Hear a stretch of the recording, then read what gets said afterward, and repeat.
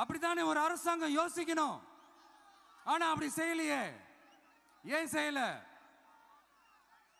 ஏன்னா இந்த விமான நிலையத்தையும் தாண்டி இந்த திட்டத்தில் அவங்களுக்கு ஏதோ ஒரு லாபம் இருக்குது.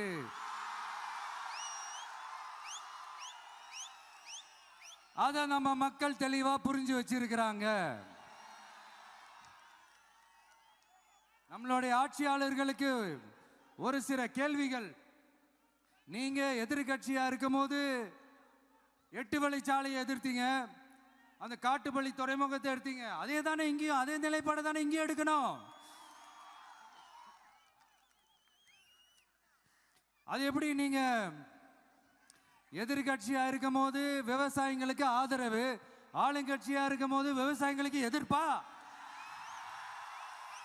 இது எனக்கு புரிய